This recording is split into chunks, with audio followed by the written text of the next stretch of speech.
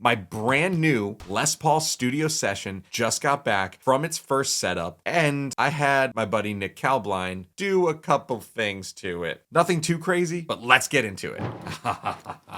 Look, that's how new it is. It still has the tags on it. Let's go.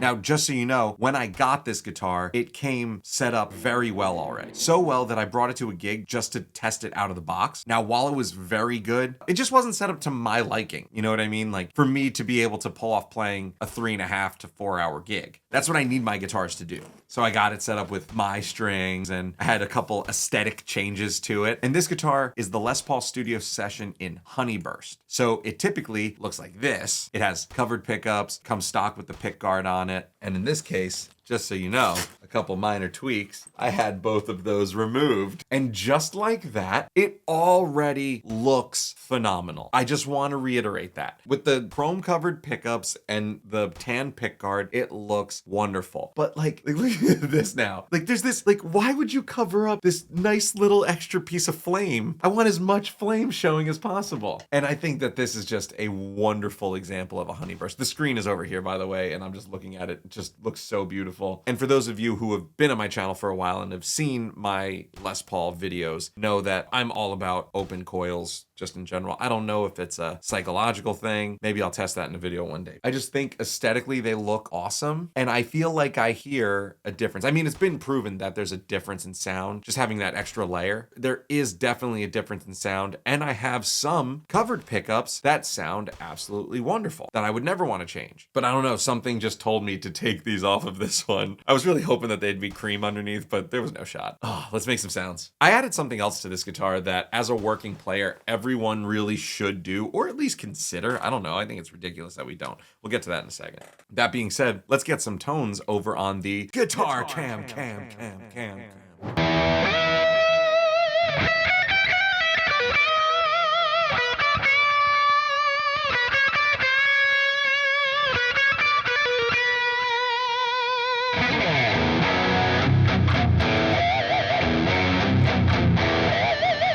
Hold on, I need to tune it. It just came out of the case from the setup.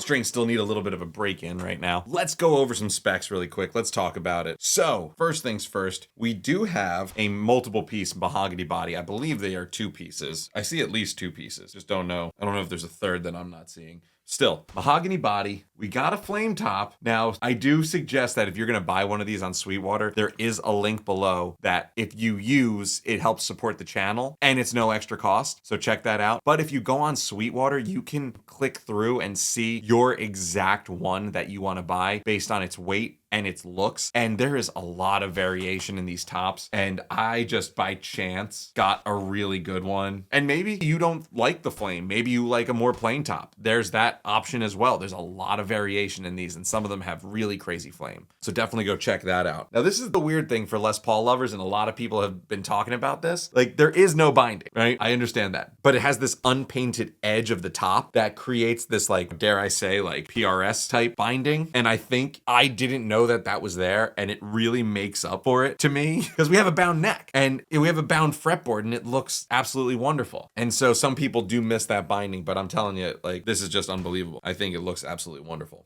As far as pickups go, we have a 57 Classic and a 57 Classic Plus, which apparently some people don't like, and those people are called Steve Sterlacci. But all preferences aside, I like them. I've always been a fan of 57 Classics, and I think that they sound way better than burst buckers. Let me know what you think about the 57 Classic versus burst buckers versus 490s. Tell me below if you love burst buckers. As far as the pots go, this is really interesting. These are not individual pots underneath. This is Gibson's circuit board technology where all 4 pots are in one circuit board and they just kind of push it up in there and bolted down. It's crazy. Now with that, we have 4 push-pull pots. This first one pulls up and we get a coil split on the neck. This one pulls up and we get a coil split on the bridge. When we pull up the top tone knob, we get an out of phase that in the middle does the greeny thing. So like this guitar is greeny on a major budget.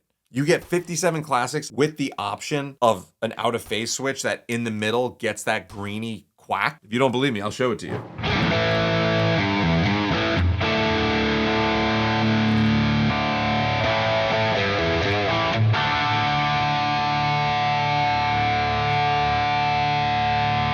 So now in the middle position with the phase knob in,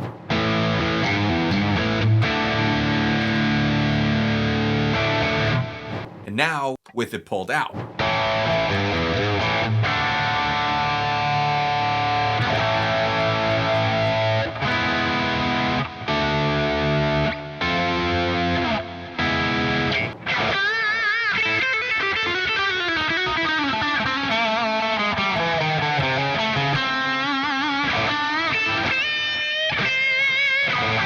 There you have it. Full-blown greeny on a budget. I don't care what anyone says. That is the closest thing that you are going to get in this price range. And then if that's not enough, let's say you have some crazy combination of settings. You like to have split coil on this one pulled up and then this one down, and then you've got the out of phase pulled up as well. Let's say you have all of that. So if you pull this one up, you automatically bypass everything and go full bridge humbucker. It even bypasses the volume control. I was like, why is this happening? Right.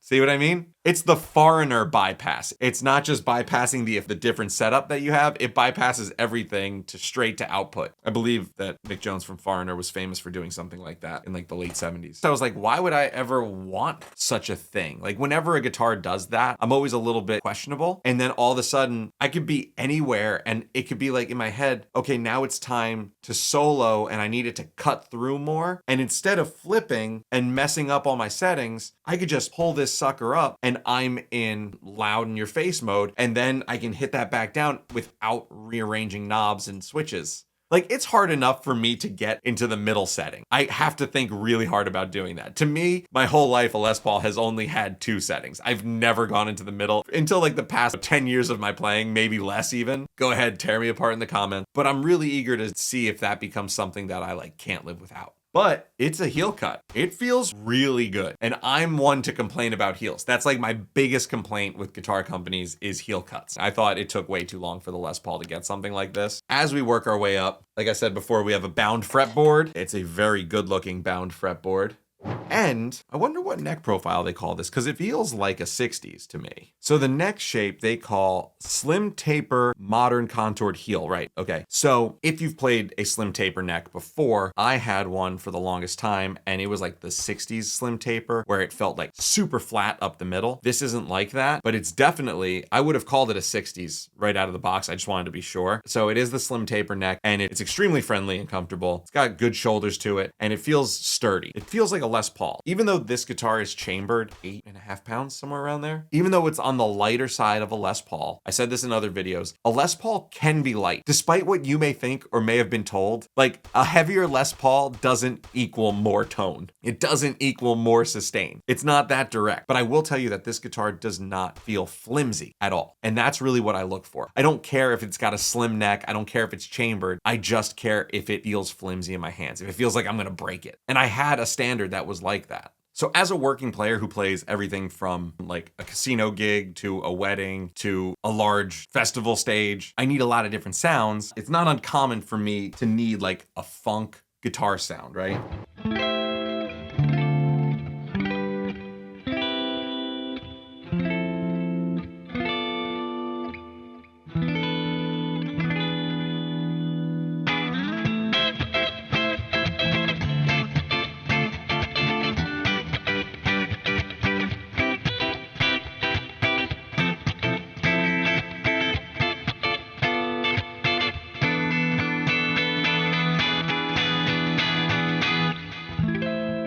Now that was just the 57 Classics in the middle position with nothing pulled up. Now imagine if I did like the quacky sound, ready?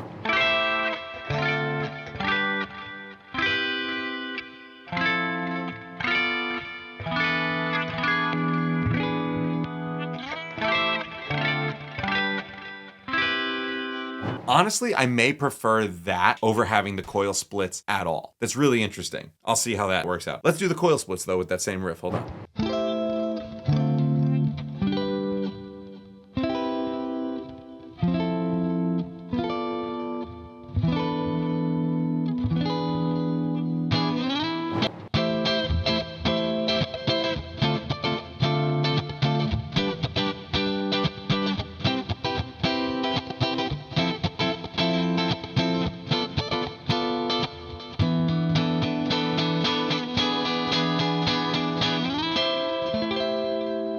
That sounds absolutely wonderful. Now, can we get full-blown strat on the bridge though? Probably not full-blown, but let's see.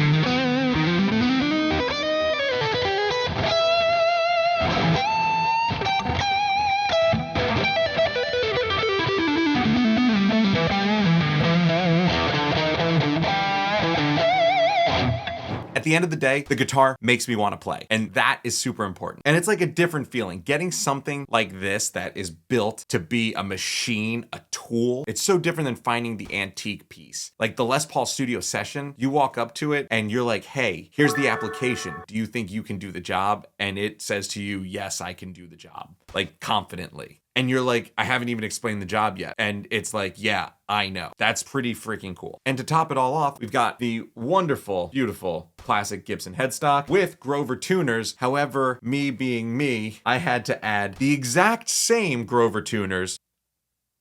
I added the locking version, which fit directly in where these holes are. So, and that's my big reveal of the thing I changed. Because if it's gonna be this much of a workhorse, why not make it a speedy workhorse? If you are in a studio session and you're relying on this and you break a string, you wanna minimize the amount of time before you're back up and running. And in the event that you do want to purchase a Les Paul Studio Session in Honeyburst with a separate set of Grover tuners, I will leave a link to our friends at Sweetwater below. Go check one of these out if you haven't already. It's amazing. And go check out this video about another Les Paul in my ridiculous collection right here.